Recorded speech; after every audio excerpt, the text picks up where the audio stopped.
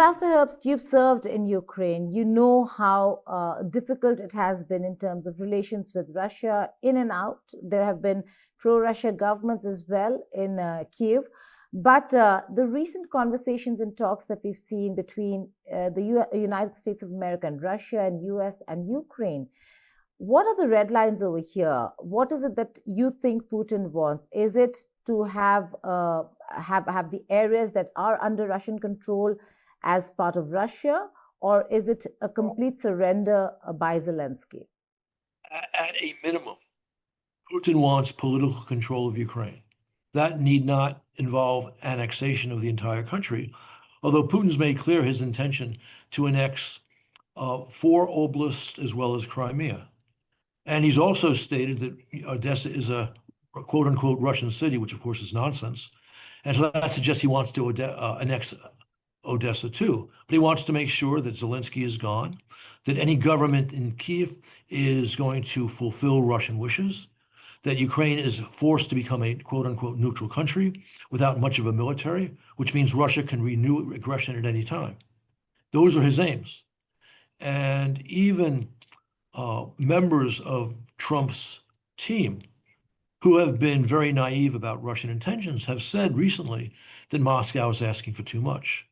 I'm thinking in first instance of Vice President Vance, who said that 2+ weeks ago, that Russia is demanding too much, essentially the surrender of Ukrainian sovereignty. Well, that's a very important point you make, but we are seeing President Trump quite frustrated with the fact that things are not moving the way he wants to. In fact, there has been a bitter to and fro between Kremlin and between President Trump himself. Words like crazy being used on public and social media platforms. But more importantly, despite all the frustration, why is President Trump unwilling to put the kind of pressure that needs to be put on President Putin? Well, we have seen this, you might say, Trumpian instinct, Trump's instinct not to put pressure on Russia. And we've also seen, and this is very odd, President Trump has revived a very bad idea, a bad idea that was an Obama idea, of resetting relations with Russia despite its aggressive policy, including towards the United States.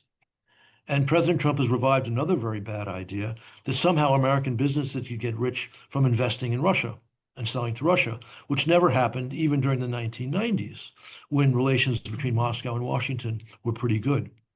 So these naive ideas are still part of Trump's thinking, so that affects it. But again, Trump supporters in Congress, in the media, the Wall Street Journal, the New York Post, have very sharply criticized him for not putting pressure on Putin, for not fulfilling his sound promise to put pressure on the party blocking peace. For that reason, I think there is a chance Trump will move in the right direction. He does, I believe, honestly want an end to this war. And the only way he gets that is by making it clear to Putin that Putin will not be able to take more Ukrainian territory. So that means we have to send American arms and put American pressure in the form of sanctions on the Kremlin. But Ambassador Herbst, President Trump is not a fan of Zelensky either.